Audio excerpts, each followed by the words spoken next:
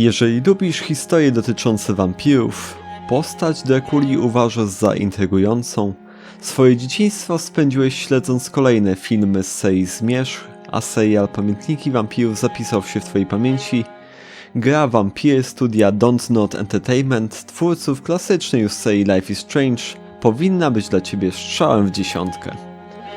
W grze przenosimy się do mrocznego, przesiąkniętego złem Londynu okresu powojennego. Wokół szaleje epidemia hiszpanki, a kolejne osoby znikają bez śladu. Głównym bohaterem opowieści jest Jonathan Reed, ceniony chirurg wojskowy, który powraca z frontu po zakończeniu I wojny światowej. Już na samym początku naszej rozgrywki jesteśmy świadkami sceny, podczas której nasz doktor zostaje zaatakowany przez dziwne stworzenie. Kilka chwil później budzi się on w zbiorowym grobie i zaczyna szaleńczą ucieczkę przed kolejnymi grupami strażników. Jonathan staje się wampirem. Jego nieposkromioną żądzę krwi będziemy odczuwali przez cały czas trwania rozgrywki. Celem naszej przygody jest zwalczenie szalejącej epidemii, a jednocześnie walcząc z wewnętrznymi demonami, odkrycie prawdy o tym, co dokładnie dzieje się w mieście. Gra jest klasycznym przedstawicielem gier RPG akcji, co za tym idzie, na naszej drodze stanie wielu przeciwników, którzy będą starali się pozbawić nas życia. Co jest paradoksem, bowiem co do zasady, wampiry są już martwe. Zanim jednak omówię wam kwestie dotyczące samej mechaniki gry, pochylmy się nad jej interfejsem. W lewym górnym rogu ekranu możemy ujrzeć wskaźnik poziomu naszej postaci, a także 3 poziome paski, które symbolizują kolejnostan naszego zdrowia, staminy, którą zużywamy podczas wykonywania ataków, a także poziom zgromadzonych zasobów krwi, które mogą zostać wykorzystane do uleczenia naszego doktorka, jak również do aktywacji specjalnych umiejętności naszego bohatera. W lewym dolnym rogu ekranu możemy ujrzeć nasz zasobnik ze strzykawkami, które w ramach postępów w fabule i znajdowaniu specjalnych składników będziemy mogli sami produkować.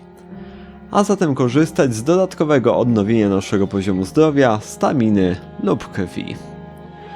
Po prawej stronie ekranu, w jego dolnym rogu, mamy dostęp do specjalnych umiejętności naszego bohatera.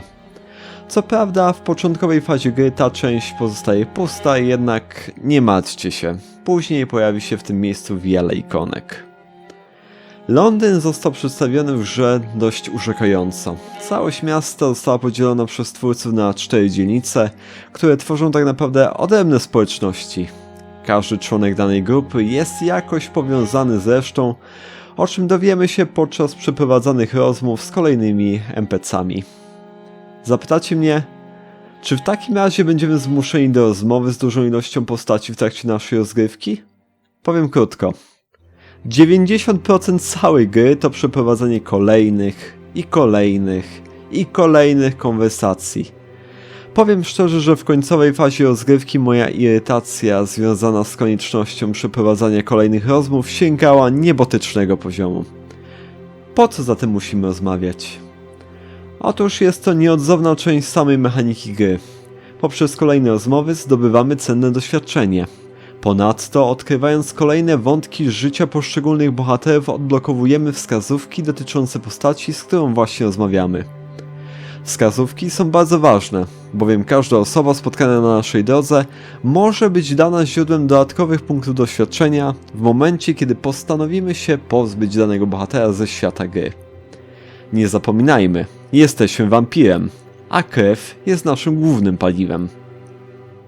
Eliminacja danej postaci ze świata gry przyniesie nam zazwyczaj duży zastrzyk doświadczenia, zależny jednak od tego, jak wiele szczegółów z jej życia byliśmy w stanie odkryć. Czy jednak swobodne unicestwianie kolejnych istnień będzie miało znaczący wpływ na życie danej społeczności? Oj tak, bardzo duże.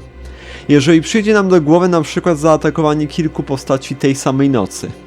Pamiętajmy, że wokół szaleje pandemia, a kolejne informacje o ofiarach tajemniczych ataków mają wpływ na morale w społeczności danej dzielnicy, przez co kolejni mieszkańcy częściej chorują, co ma z kolei wpływ na stan ich krwi. Zachorowanie danej postaci obniża znacząco jakość jej krwi, a tym samym możemy uzyskać mniejszą ilość doświadczenia w momencie jej potencjalnej eliminacji. Polecam zatem w pierwszej kolejności poznanie dokładnie postaci wchodzących w skład społeczności danej dzielnicy, a tym samym odblokowywanie maksymalnej ilości wskazówek, które ich dotyczą, a także wykonywanie zadań pobocznych związanych z danym bohaterem. Zwykle są to zadania z gatunku znajdź przedmiot, sprawdź lokalizację, odzyskaj utraconą własność. Zadania te nie są z reguły wymagające, a są źródłem dodatkowych punktów doświadczenia oraz pieniędzy, które możemy z kolei wykorzystać podczas handlowania z kupcami rozlokowanymi w każdej z dzielnic. Od nich to możemy zakupić składniki do produkcji ulepszeń broni, strzykawek oraz leków, dzięki którym będziemy mogli pomóc chorym bohaterom. Zaatakowanie przedstawiciela danej dzielnicy powinno być zatem ostatecznością.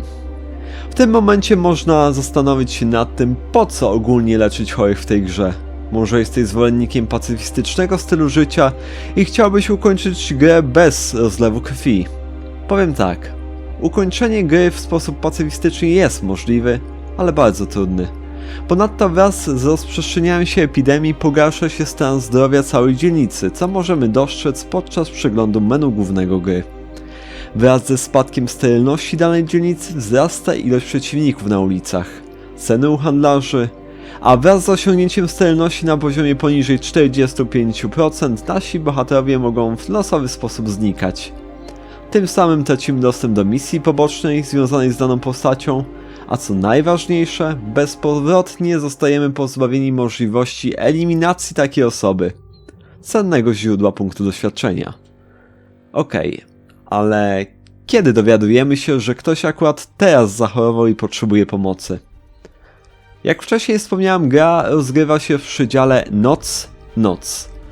Podczas gry odkrywamy w mieście kryjówki. W nich też mamy dostęp do specjalnego warsztatu, w którym możemy tworzyć, rozbijać na elementy lub ulepszać dane przedmioty, a przede wszystkim broń, którą możemy podzielić na 3 kategorie. Broń białą, jednoręczną i dwuręczną, pistolety i strzelby, a także specjalne sztylety, które możemy wykorzystać nie do zadawania obrażeń, ale do uzyskiwania pewnej ilości krwi po zadaniu ciosu naszemu przeciwnikowi. Każda broń może być ulepszana maksymalnie 5 razy.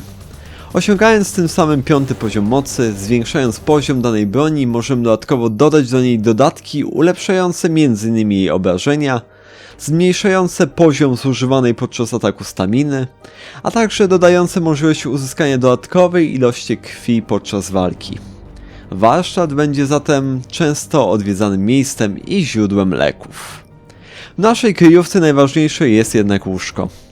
Kiedy zdecydujemy się z niego skorzystać, uzyskamy dostęp do menu rozwoju naszej postaci. Zdobyte przez nas doświadczenie będziemy mogli wykorzystać na rozwój umiejętności pasywnych, zwiększających np. poziom naszego zdrowia, zasobnika krwi, jak i staminy, jak również specjalnych umiejętności defensywnych, ofensywnych oraz umiejętności specjalnej będącej jedną z najbardziej potężnych broni w trakcie walki z hordami przeciwników. Zakupując kolejne ulepszenie umiejętności z wykorzystaniem wcześniej zdobytego doświadczenia, zwiększamy również poziom ogólny naszego doktora.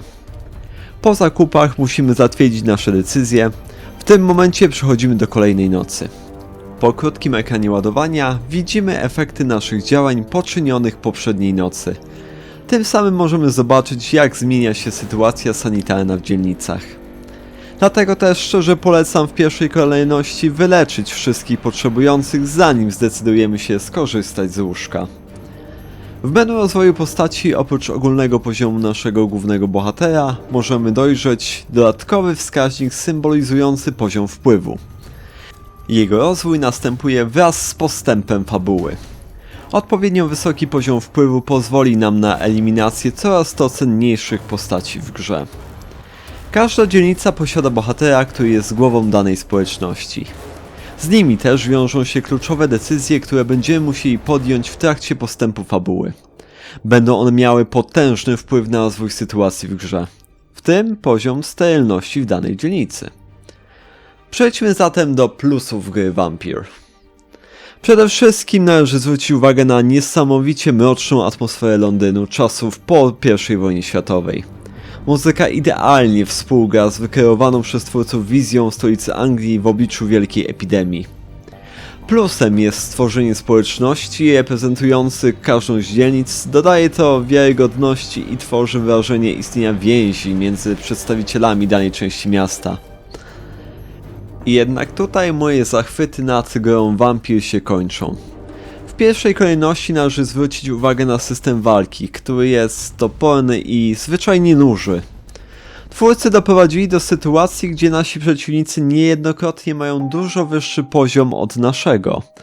Co jeszcze byłoby do zniesienia w perspektywie konieczności przeprowadzenia pojedynczych walk. Jednak w tym tytule walczymy średnio co 30 sekund.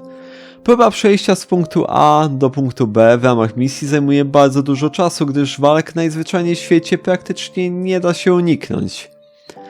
Kiedy znajdujemy się blisko przeciwników, nasz doktorek dostaje nagłej chęci mordu i w mgnieniu oka wyciąga swoją broń.